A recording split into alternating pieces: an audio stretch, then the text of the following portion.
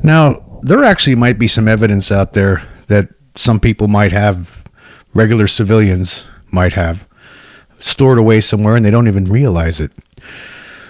In 1947, when the flying saucer crashed in Roswell, there were a lot of witnesses to this, and there were 3 different areas where there was wreckage. There was an area that was northwest of Roswell, pretty far away, on a ranch, and there was over a 1.5 million square foot area. There was all this wreckage, pieces of metal, I-beams with hieroglyphics on it, and memory metal. It was something like aluminum foil that and very thin but very tough, and it had properties that nobody ever saw before. You could crumble it up in your hand and then it would straighten itself back out with no evidence of any creases. Now, the UFO researchers, Don Schmidt and Thomas Carey, they've written a number of different books about this subject, and over a course of several decades, they interviewed hundreds of different people, first-hand, second-hand, third-hand witnesses to the events in Roswell. And in their most recent book, Roswell, The Ultimate Cold Case Closed, they listed a lot of the materials that people saw, a lot of the witnesses.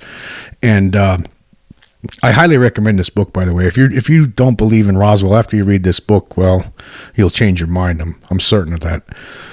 Because something did crash in Roswell, and it wasn't a balloon. For one thing, balloons don't crash. And well, anyway, there were 3 different sites. The main site on this ranch, well, the site with most of the material, apparently this flying saucer for some reason blew up. A lot of people, or exploded for some reason. A lot of people think it was struck by lightning. Who knows? But they noticed Mac Brazel, this rancher who discovered it, who was a ranch foreman. He discovered this area with all this wreckage, and then later on there was another area in between. Or there was another area closer to Roswell where the saucer crashed, and in between where the saucer crashed and the ranch area where all that debris pieces were discovered, there was another spot in between them where apparently there were a couple of bodies, alien bodies, and there were also some alien bodies discovered at the crash site, the main crash site that was closer to Roswell. And that was just north of Roswell, basically. And there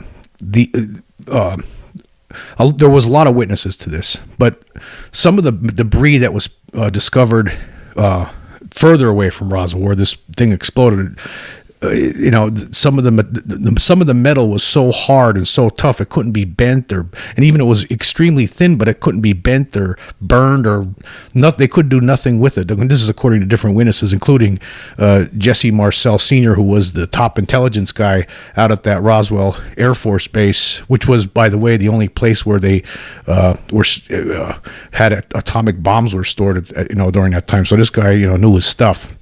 And he came out years later and, came forth with this information and said the whole thing was a cover-up. It wasn't a weather balloon.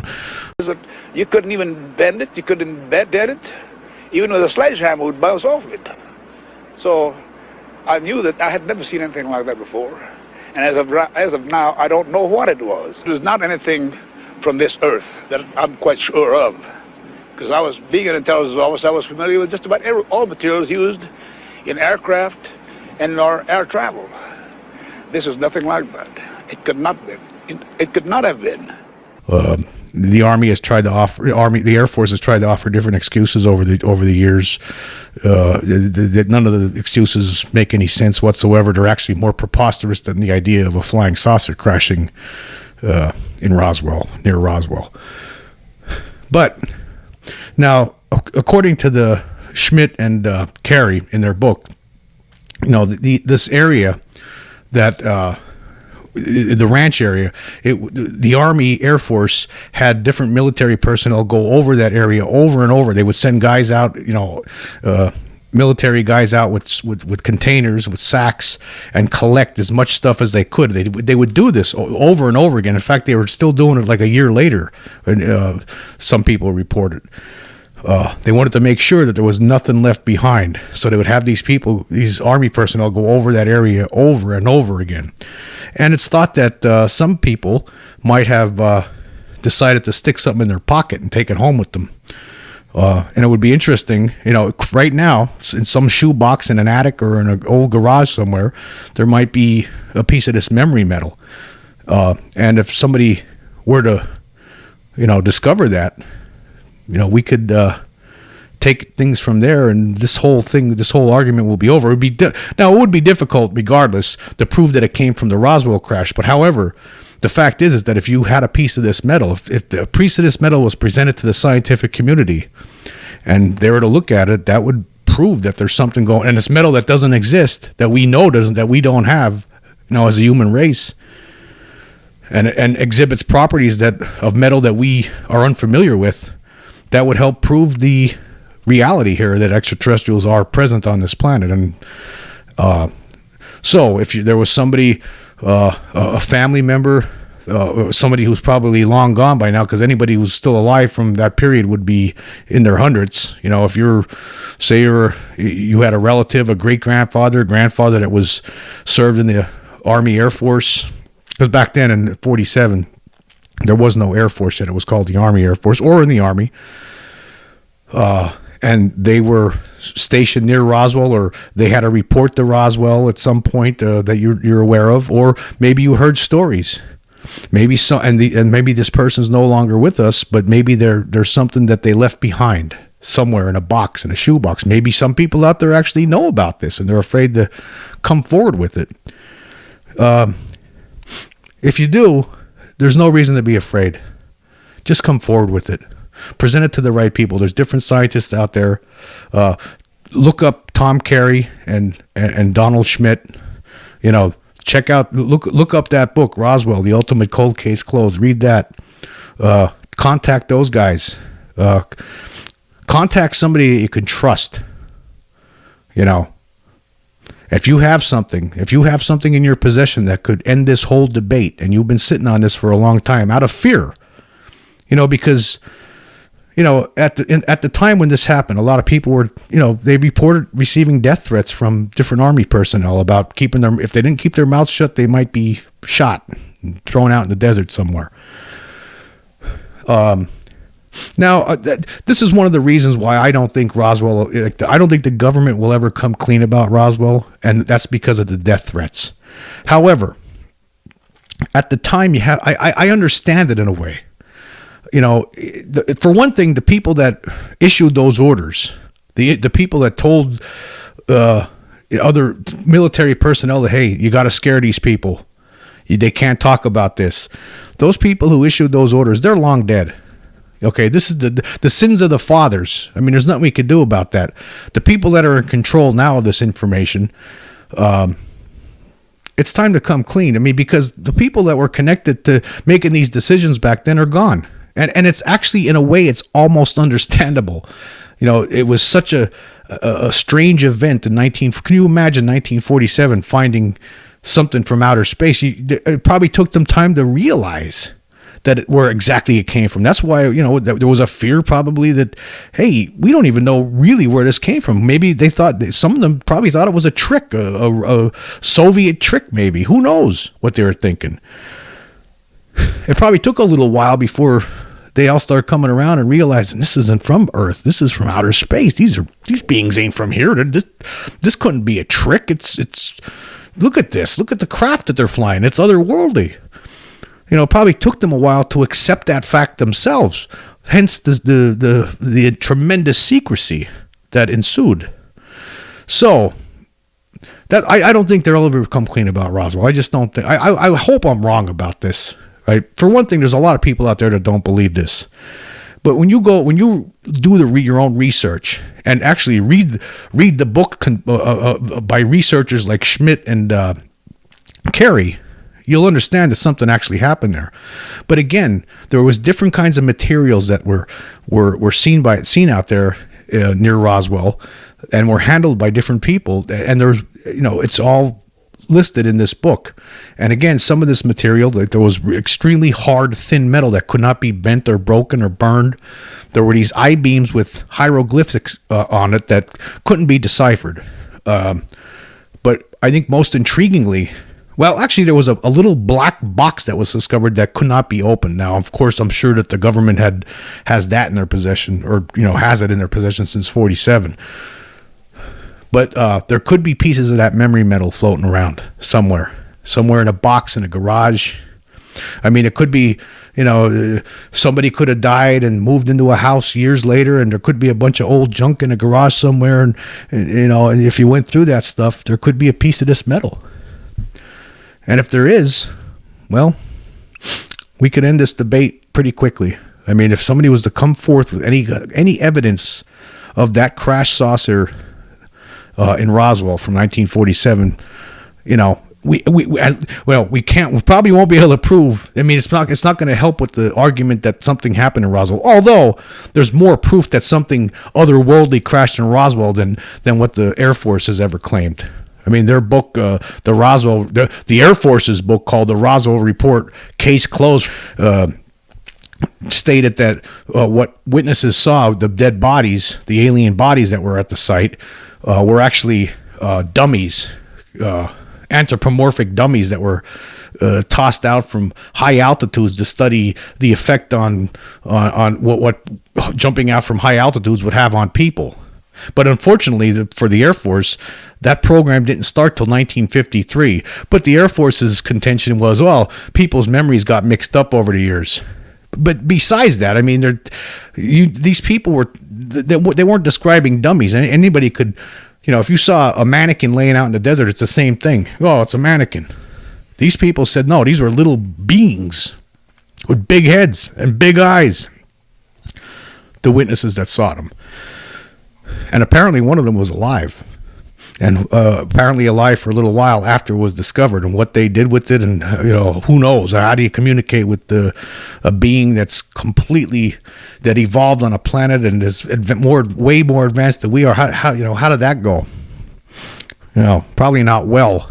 And then the thing apparently ended up dying.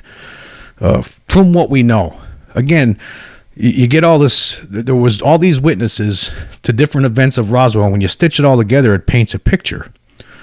And that picture, is not anything close to what the Air Force contends or has ever admitted to. They're lying. And again, that's why I don't think, because they lied so many times about this. I mean, the only time they didn't lie was when it first happened. There was a press release that came out that indicated that a flying saucer had been recovered near Roswell. Within hours, the story completely died, because then the Air Force came out, it wasn't a flying saucer, it was a weather balloon. And then years later, after people start coming forward, first Jesse Marcel Sr. in 1978 stepped forward and said no, and he was a top intelligence guy at this base, remember that. Top intelligence guy. You think he could make a mistake between a balloon and a flying saucer? No way. Use common sense. So he comes forward, and then after that, there was a flood of different people that had their own little segments of the story. When you put it all together, there was something that crashed that was not from this earth. There were alien bodies. There was the Air Force, Army Air Force came in, military came in, told everyone to shut up or they're going to die. People that were close to it, people that saw stuff with their eyeballs, or people that, were told by other people about this, that a lot of people were threatened. And again, that's the reason, the threats. That's one of the biggest reasons they'll never admit this, because that's going to make the authorities, our own military back then, look terrible. But again, it makes those people are gone. Those people who made those decisions back then are long gone. It could be forgiven.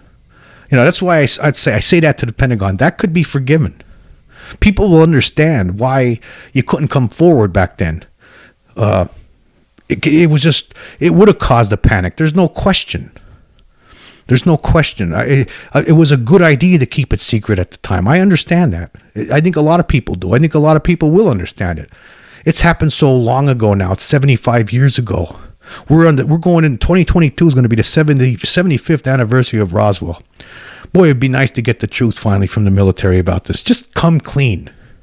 But again, somebody out there might actually have evidence from that crash somewhere hidden away. They could have it. If that memory metal would be the kicker. That would be amazing if someone was a step forward and say, look, tell us the story how you came about getting it, and have scientists that are interested in this subject. That there's not many, but there are some scientists out there that are interested in getting to the bottom of the whole UFO phenomenon. They could look at it, have it tested, figure out, make a determination as to where this thing, where it came from, what's it made of, how is it able to, fold back out and there's no creases after you crumble it up. They could, provide those explanations. And besides that, that would be it.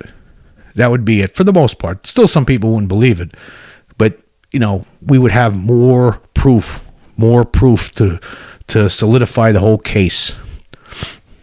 So if you have something out there, or you think there's a possibility, if there's somebody or a friend that that might have something that whose grandparents or grandfather or something was in stationed in Roswell or back in the day, talk to them.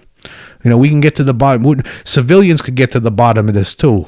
It's time for civilians to step up and try to get to instead of just, most of the time all we do is we want our officials to do all the work, and they are doing the work, but they're not telling us anything. They're keeping it secret.